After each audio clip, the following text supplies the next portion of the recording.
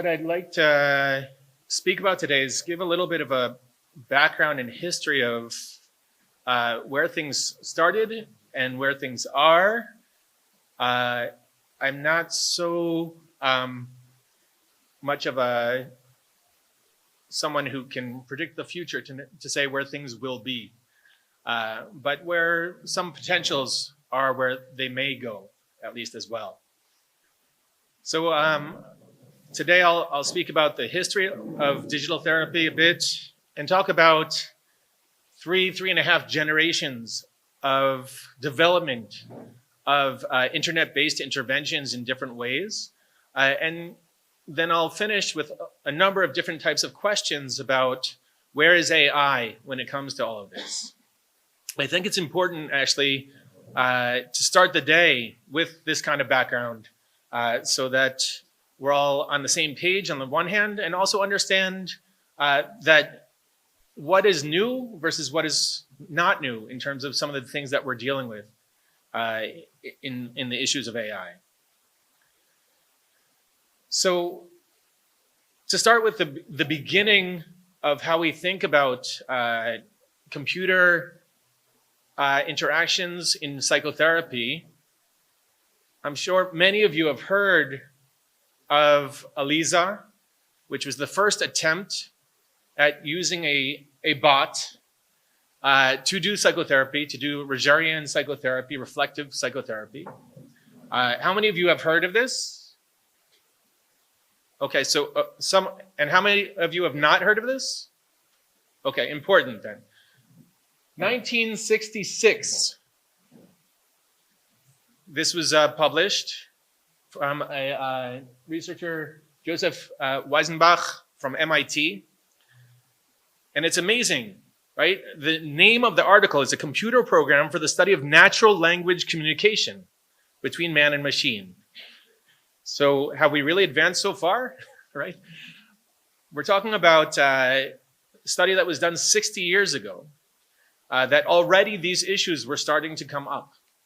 And just for your own edification, if you search Google for this, you can download the article today, read it just like any other article. It's amazing.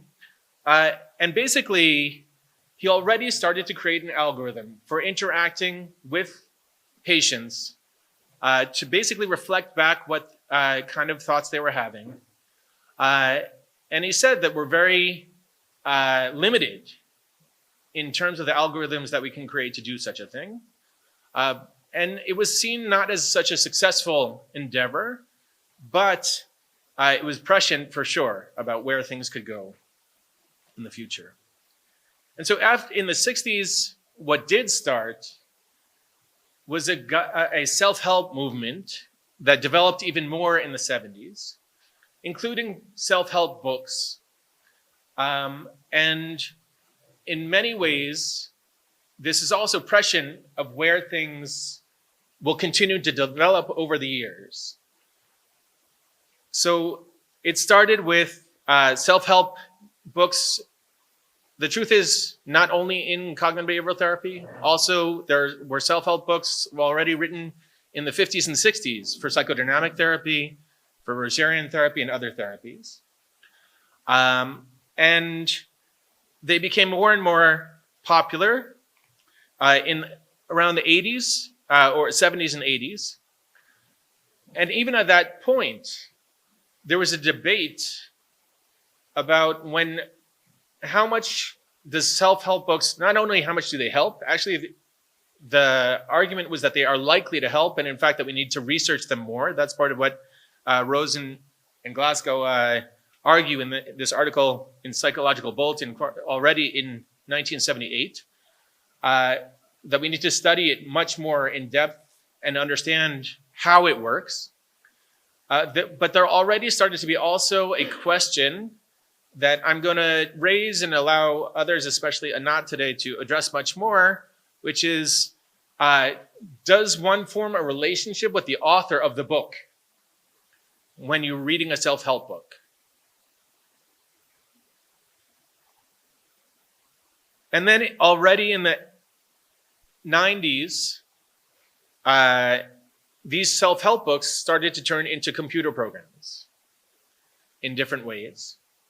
One of the first ones that I'm aware of that was studied actually somewhat in depth is called BT Steps. It was again, nothing like what we have today. We're talking about something that was developed in the early 90s, where they use a lot of audio files, actually, to administer treatment online or by phone for OCD in particular. And they did 2 studies that, once again, are based on the idea that you can have a protocol that brings people through various techniques and has them learn the basis of psychoeducation and can teach people to learn on their own how to identify their rituals and their costs, identifying triggers and setting goals, involving a friend as a co-therapist. So acknowledging that you can't always do this all on your own.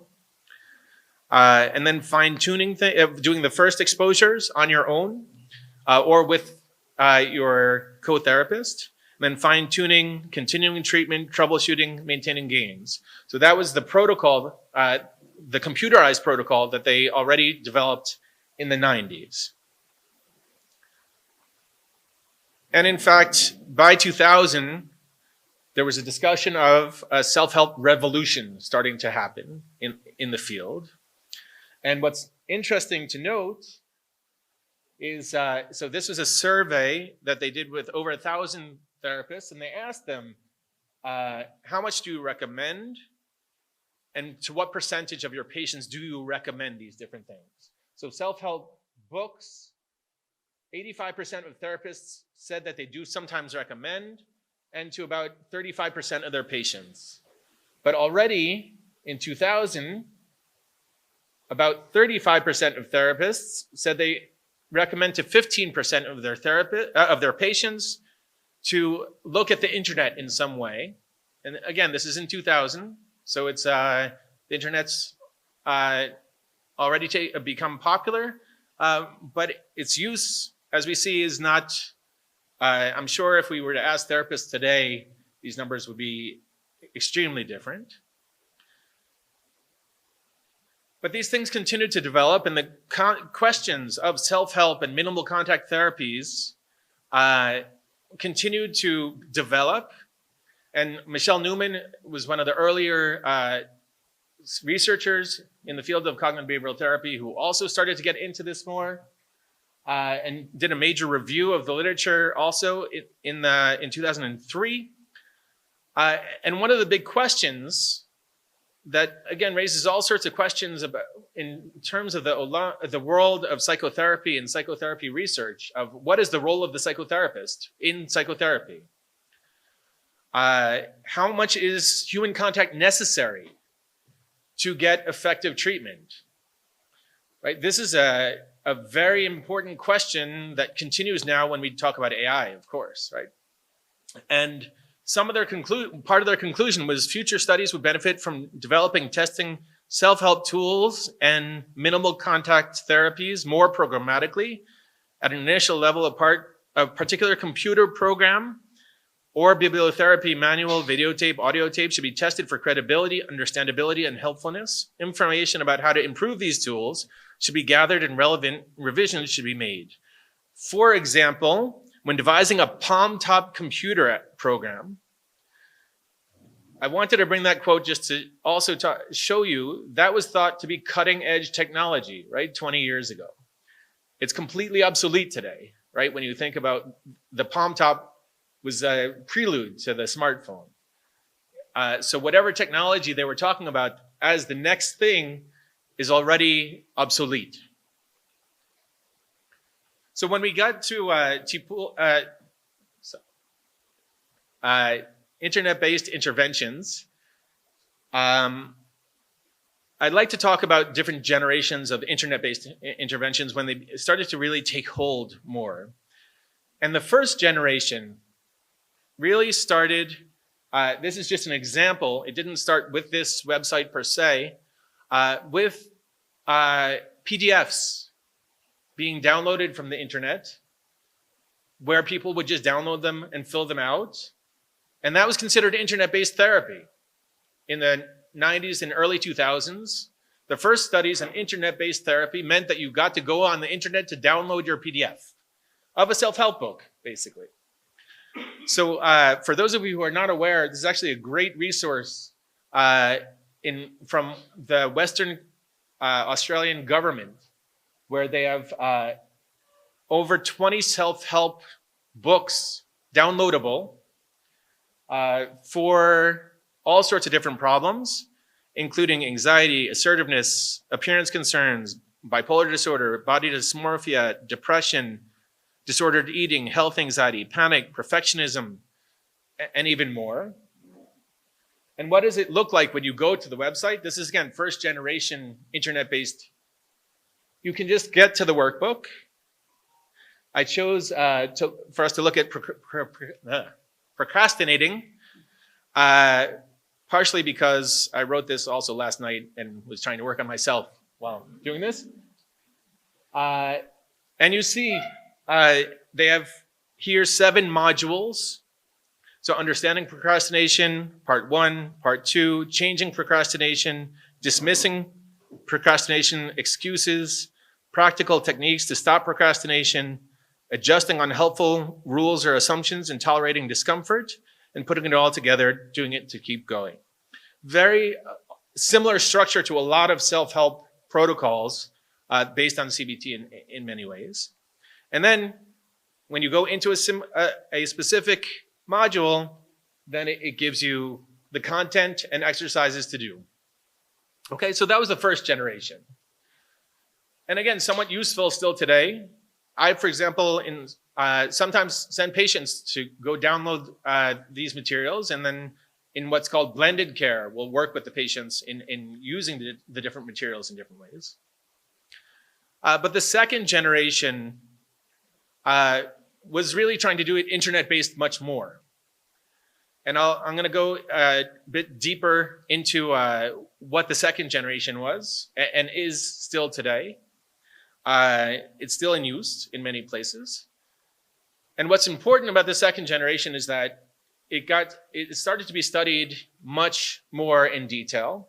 So the calls for studying internet-based interventions were heated. And in fact, there are hundreds of studies with tens of thousands of patients altogether that have been done on internet-based interventions.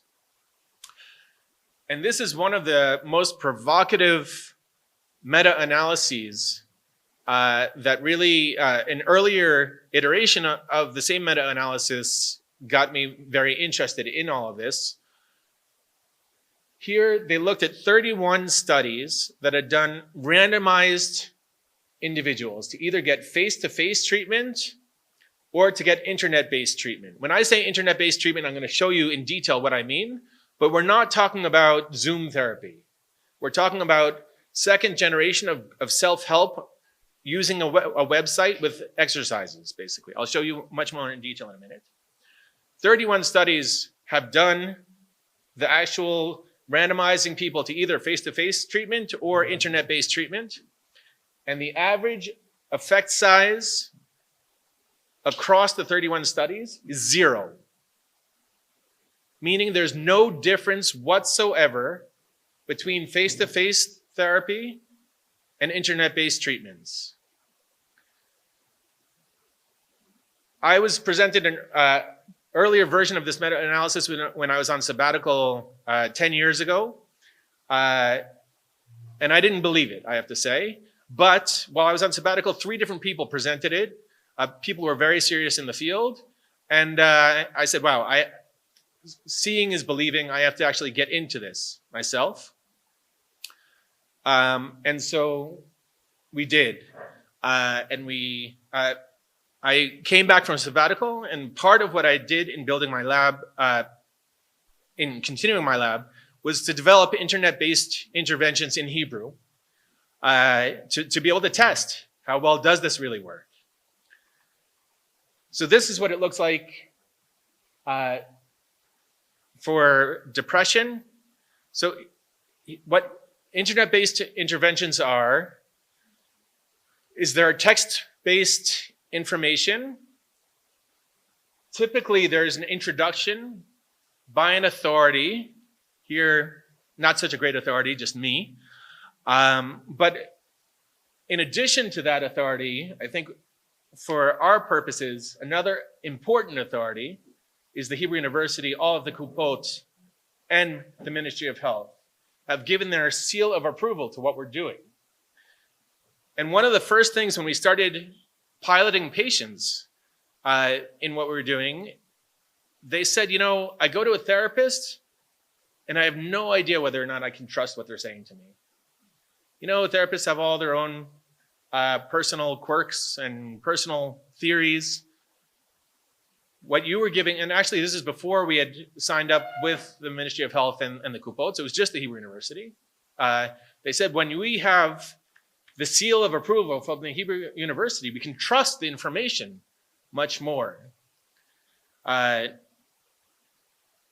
So it's got psychoeducation and guides people through a process. So here is how do you clarify what are your core beliefs and core fears. That what's amazing to see is that people can do this on their own without a therapist guiding them, right? You just ask the questions and ask them to drill down, and they drill down and they get to very deep things on their own. We've learned how to guide them better with specific questions that we ask. But we also include videos, for example. So for panic disorder, in order to do interoceptive exposures, we have videos of how to do each of the interoceptive exposures to their physical sensations. And they can download the videos and then look at how they look, how to do the exercise. We also have relaxation exercises for generalized anxiety. And there's always asynchronous communication with a therapist. Not always, actually. So this is really important. I actually didn't include a slide on this, but when we talk about internet-based interventions, we can divide into two broad categories, which are therapist-guided internet-based interventions and unguided internet-based interventions. Unguided internet-based interventions are basically the instantiation of a book on the internet, right? Which can be much more advanced in terms of interactivity with the website. But the idea is that they would be doing it on their own without any therapists looking at what they do at all throughout. Now, the data are very clear that in generation 2 interventions, if you don't have a therapist at all, the dropout rates skyrocket to up to 90%.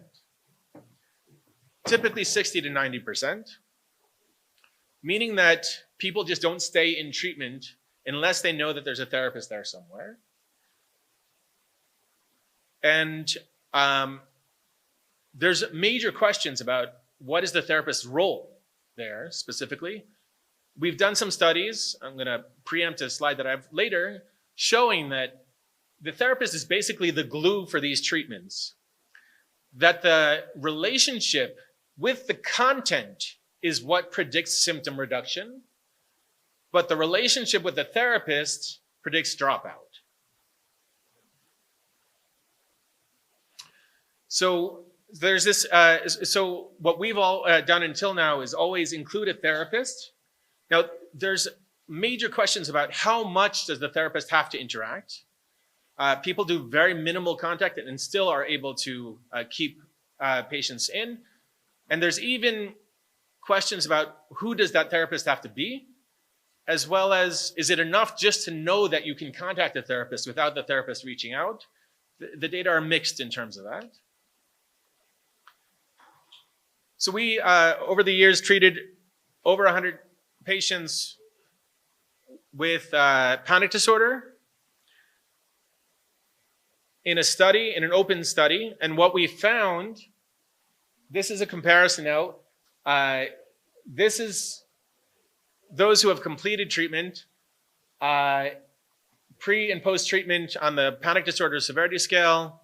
the gold standard measurement for panic disorder. This is a face-to-face treatment from the experts in a large study they did in the field. And this is face-to-face treatment from students who treated patients in my lab over the years. And what we see is that the effect sizes are exactly the same. That in fact, the people who came to internet-based therapy were a little more severe to begin with, but they had the same amount of reduction and also ultimately, on average, crossed the clinical threshold to subclinical panic disorder after treatment. I was, like I said, I didn't believe it when I saw the meta-analysis. Now I believe it. And I hope I don't embarrass you, but we've actually been doing this now in the public sector for the last few years, including more recently at Shiva Beyond. We're collaborating with them there, and they were also skeptical, and they just told me today, wow, our first cases are all in remission, shockingly to them. And I said, well, what's so shocking? We have the data already. But again, I didn't trust other people's data either, right? So, and what's amazing, you might say, oh, okay, it can help you in the short run, but does it actually last? We did year follow-ups on our patients, and their symptoms improvement maintained and even continued to improve over a year after finishing the treatment. And our effect sizes, which we see on the right here, are similar to meta-analyses and similar to individual studies that have looked at internet-based treatments and face-to-face treatments for panic disorder. So we're right there. And we have also developed this now in Arabic as well. And we did a case series in Arabic and got the same results that we got in the Hebrew version as well. We also have done the same thing. We studied for depression. And we get good pre to post reductions in depression based on the Hamilton, based on the BDI, based on the PHQ. And we also included people who had problems with insomnia in that trial. And we looked at their insomnia symptoms, and it also reduced significantly. We had a module for insomnia in this intervention. And once again, our effect sizes are similar to what exist in the literature in meta-analyses of CBT and internet-based CBT, and much better than weight-loss controls. We also have done, in collaboration with colleagues at University of Haifa, studied internet-based interventions for social anxiety, and once again, find very strong effects. Here it was actually a very clever experimental study where they looked at, for some of the people who had sudden gains, if you try to capitalize on their sudden gains and have them process them more, do they continue to improve even more? And we found they did. But overall, we also see a very nice improvement even without capitalizing on the sudden gains. And we've also developed for the public sector another model of social anxiety that's already out. And during Corona, during COVID, we decided to immediately, 3 months into COVID, create a Corona stress free program in English, Hebrew, and Swedish, given our Swedish colleagues, and just offer it actually throughout the world for free. Unfortunately, actually, 3 people got to it in the end, so we didn't get any data on it, and it was not very successful. And I think that's actually one of the things that we have to be aware of, is just because we build it doesn't mean they'll come. But digital interventions like these already are being used in public sectors in Sweden, Germany, Holland, Australia, England, the VA system, and some of the large insurance companies in the United States. And it's already starting to get into Asia and other places as well. But one of the major limitations of these internet-based interventions, as I said, is the high dropout rate. Even with a therapist there's still a higher dropout rate than face-to-face, almost double to what you get in face-to-face treatments.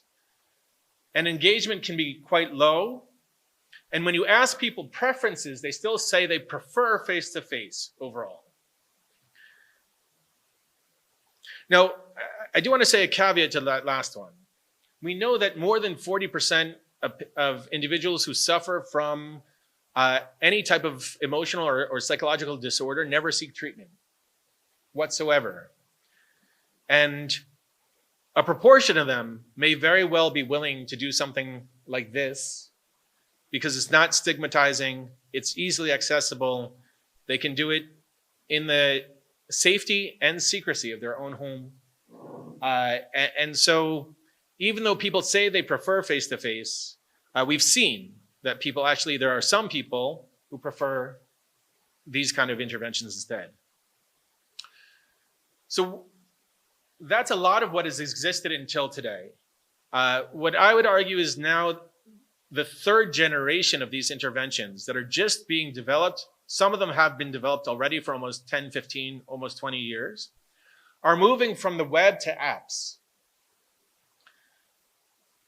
And when we do that, there are different ways that that can be done.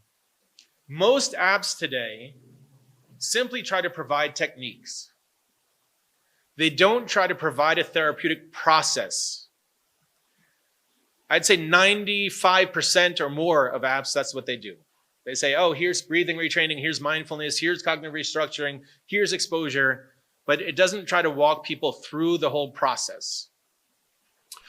The second generation does try to walk people through those processes. Okay? So there's a gap between these types of apps and the second generation internet-based treatments in that way.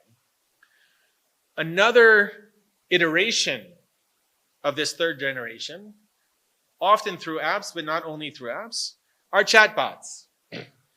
Now, when I say chatbots, I'm talking about pre-AI chatbots that are programmed, like Weebot, for example, to have a very limited repertoire of responses.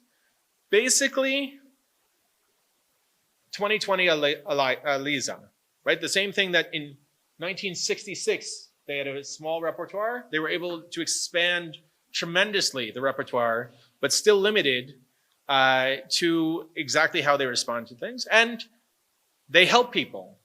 They definitely help people at times to do it. But what I would argue is when we want to get into the ideal of the next generation apps is to develop apps that do guide people through a process.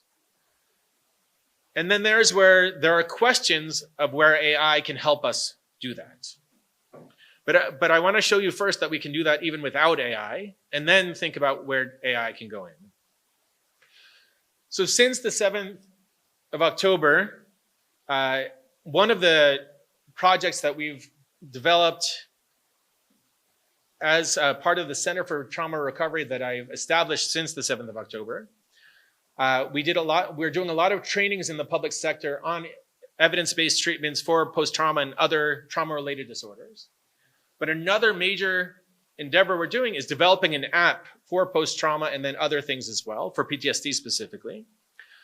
And we're trying to exactly do what I just said, develop an app that is process-based, leading people through the whole process of cognitive processing therapy, which is one of the first-line treatments, gold standard treatments, according to almost every guideline in the world for PTSD.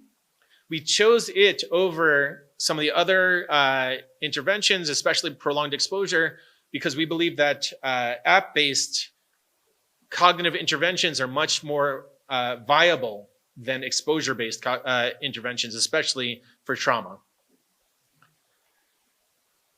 And so we're developing an app that's attempting to provide effective, accessible, personalized CPT to try to help transform trauma treatment in Israel through it. And it's working on this idea that we're trying to develop it so that it can be standalone self-help, it can be guided self-help, and it can be blended care. It can be any of those. Blended care means you see a therapist every week, and the therapist sends you with the app home to be doing the exercises as well. So the way that we're developing it is creating micro-learning modules. We have 120 modules, each that take about 2 to 5 minutes to do, that walk you through the whole process of CPT, of cognitive processing therapy. We're doing this in conjunction with a startup company called SQLcare, who is helping build the platform for it. We've adapted the content of cognitive processing therapy to be able to create this micro-learning. So it's micro-learning with every instantiation of the learning. There's also a exercise to help really internalize whatever that message is more. And one of the benefits of an app, we believe, is trying to counter one of the problems of the second generation treatments, which is the smartphone is an amazing engagement provider. So if we can actually capitalize on the engagement of the smartphone for people to help themselves as opposed to be doom scrolling, that'll be an amazing shift in how we can use technology ethically and for the better, as opposed to just for distraction and entertainment. So I was hoping, as oftentimes these things happen, that I was going to be able to really show you a whole live example. We're close. We're actually going live next week to pilot the app. So I can show you some screenshots of the app at least, which we are doing in conjunction. Our goal right now is to be fine-tuning the app, and then in a month or so, we're going to be going to a full-blown pilot after we do an internal pilot in our lab with Shiba Beyond, where we're going to be actually randomizing people to get the app versus getting CPT face-to-face. And within the people getting the app, we'll be looking at getting practicum students to be using the app versus more experienced therapists to see whether or not this can actually help create a whole another level of therapists who can easily do CPT, which is a complex treatment, without needing to get all of the major training that they would need otherwise for it. So you see this is on my screen. You open the app, and it immediately then securely enters you into the app, welcomes me, spelling my name wrong, but well, that'll be fixed, and then gives you various chapters and exercises, and can also follows your symptoms over time as well. And so we've developed a lot. We've worked with graphic artists to develop graphics for it, as well as we've worked very hard on the content itself. There will also be, again, 2 to 3 minute videos explaining some of the things throughout. And then, like I said, in every chapter, micro-learning unit, there's either an open question or a closed question, exam type of thing to help people process before they move on. And it can be therapist-paced or self-paced, once again. And part of the idea of using an app, there are a lot of advantages to an app over a website. There are a lot of disadvantages as well, but some of the main advantages are exactly what I was saying before about engagement. So people can score points, and people can get lots of notifications on their home screen to try to bring them back in ways that we already know what are the better ways to send those notifications, what's better content to send those notifications as well. And so those are all things that we already have developed. And so the question now, in the remaining 10 minutes I have, is really, where does AI fit with all of this?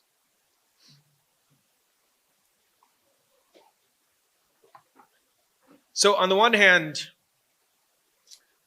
I'll bring some different research, very recent research that's come out. So you can ask, do people form relationships with the chatbots in a way that's sufficient therapeutically? So first of all, I want to go back for a second to second generation treatments. The data are very clear that people do describe that they form an alliance through asynchronous communication with their therapists. And those alliances are rated as equal in terms of their positivity and the bond that they create with their therapists to face-to-face treatment. And meta-analyses have also shown that that alliance is predictive of outcome in the same way as it's predictive in face-to-face treatment. Now, again, our own data suggests that we may be able to differentiate that and find that some of that part of the alliance is with the program and not with the therapist itself. So there's still more that we have to understand. But so this study just retrospectively looked at 36,000 users of the WOBot. Again, this is not a full AI, definitely not a natural language modeling AI program, but it's a bot that 36,000 people rated their alliance. And once again, they found, just like we find in Generation 2 apps or interventions, that the users described their interaction with the bot as being positive on the same level as they described, as people on average describe their interactions with their therapists in face-to-face treatment. And this is a very recent article that just came out last month. A colleague of mine sent this to me, and at first I got really excited because I thought it was in the New England Journal of Medicine, in the main journal, but then I realized it was in New England Journal of Medicine AI, which is a brand new journal which only looks at AI types of things in medicine. And what they did here was they randomized 210 people to either waitlist or an AI chatbot already, based on second and third wave CBT, which included anxiety or eating disorders. They did 4 weeks of intervention and 4-week follow-up, so a brief treatment. This is how their screens look, not so different than what I showed you already, and again, kind of what's up based. And they found, versus waitlist, effect sizes, again, the same that what we find, which are equivalent to face-to-face treatment. The effect sizes that they found, for example, in the PHQ, effect size of 0.8, which is for depression, that's a very equal to, again, CBT. Effect size on follow-up was even 0.9, a little better. For the GAD, an anxiety measure, 0.85, again, and follow-up, 0.8. And for eating disorders as well, 0.8. And then at follow-up, 0.6, a little less, but still, that's the average effect size for psychotherapy in general. And what they also found, once again, is that the alliance scores using the bot were similar to what is found in face-to-face treatments, that people reported high satisfaction, and that engagement was high. This is a key.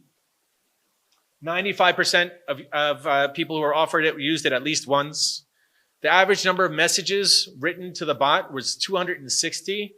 They didn't report the standard deviation, and there is, at least one person sent over 1,500 messages. So, and average days was 24 days that people used the bot.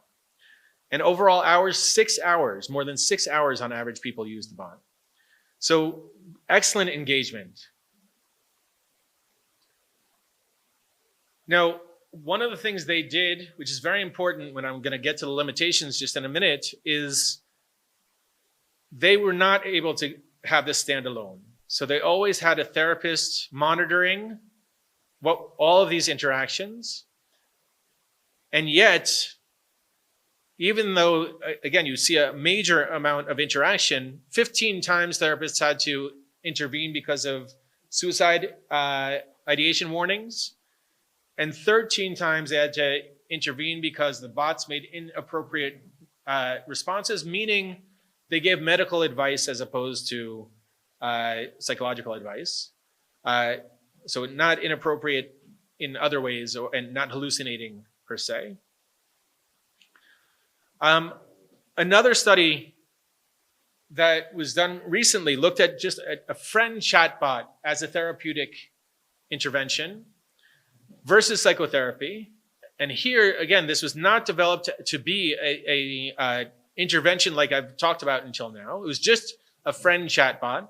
And what they found was actually it was less effective than psychotherapy. But they found that it was helpful versus nothing. And so then there are questions about if you're trying to do things at scale, is it a good first step or some step that can be engaged? So when we use AI in these types of interventions, there's almost an unlimited number of types of ways that we can use AI. We could do it for sure for smart screening and early detection.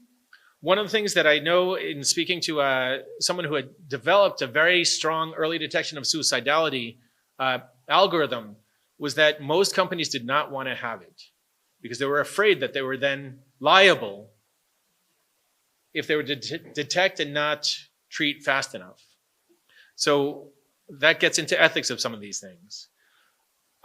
For sure, it can be also used for things like intakes, at least to supplement intakes, and also for people who are at the pre-contemplation stage of getting into therapy. It can also be used for weekly assessments to help people track their moods, either directly or indirectly. Bots nowadays can actually, through your usage of your phone, through your wording of your what you use when you text, even in your emails and texts, can start to detect whether or not you have a red flag in terms of your mood or other things. I was recently exposed to at Sheba Hospital, they have developed an amazing bot that does assessments, full assessments, based on basically SCID, structured interviews with a bot they call Live. And they're already doing it in Sheba Hospital. And it's really like, Star Wars or Star Trek or whatever, Jetsons, whatever your preference is. Amazing. And they're already able to screen hundreds of people quickly through this bot. And it's an avatar, right? So that you actually interact with the avatar who asks you all the questions and is responsive with AI to do it. So it's already happening, and it's happening here. They've teamed up with Microsoft and KPMG to develop it. You can search it on Google and see a little more about it that way. So what about for interventions, whether it be internet-based or face-to-face interventions? So I think one of the first lines that we're thinking about doing within our app is if a patient were to write, for example, what is their trauma? Can we then adapt their treatment according to their trauma throughout the whole protocol? And is that good or bad is one of the questions to ask. Are we spoon feeding too much if they do that? Or is it good? So we have to study this before we actually just enter it into the bot and start doing it with everyone. You can also use it to help therapists practice with new cases or to generate new case material very easily. We can have the bots accompany therapists in their chats, or maybe we're getting to a point that they can also do it standalone at times. The bots can give feedback on the worksheets that they're completing and can also help therapists or patients generate tasks. I've already had a number of supervisees tell me that when they're trying to think of how they want to do an exposure with their patients, they ask ChatGPT for ideas. And also to elaborate on ideas more, to help do problem solving, to detect subtle patterns within what's going on with the patient, and potentially, yes, to do full treatments. So these things have been developed. There's already something called Socrates 2.0, which is doing cognitive work with patients directly. And some of the things that we can do is, I'll skip in terms of, we can do this in treatment as well as in supervision, in PTSD and in non-PTSD, to help supervisees practice using their skills and developing their skills. People have developed bots to do that as well. But there are a lot of ethical considerations that we need to take into account when we go to do these things. And there's a reasonable article recently published on this. And just to talk widely, privacy issues and confidentiality issues, informed consent, bias and fairness of the bots, transparency and explainability and accountability when using AI and bots, autonomy and human agency, right? When we start to let bots do all of this, and safety and efficacy, right? We need to study all of these things and consider all of them before we start integrating willy-nilly without actually deeply thinking about these things. And I do think that AI will replace some part of psychotherapists at some point. And there is even, there are discussions of this, of what will it take to get there? Will it replace everyone? No, for sure not. But I hope it will replace some of us in some ways, given the burden that we have and the lack of resources that we have. Maybe not replace it, but at least be additional things. So we have to be careful. Bots still do hallucinate. They need supervision. We have privacy issues. And one of the big things, just to finish, is that things are developing so fast at warp speed that what today is relevant, tomorrow may be irrelevant, and for sure in a year is likely irrelevant. And another thing just to be careful about is how do we make sure that these bots are not copying people and plagiarizing. And for an example of that, I don't know if you've all heard about this, Marty Seligman, there's something called Ask Martin, which is a bot that was created that put his whole corpus of writing in and uses his voice signature to answer questions about positive psychology. And he did not touch it ever. And so that's the level of things that can be that we need to be careful about. So just to finish, AI will be part of mental health assessment and treatment in the future. We need to ensure that it's ethical, transparent, and to know what it can and cannot replace. We need to start small and keep control and not do the race to the bottom as is talked about in ethical use of technology. And thank you very much for your attention.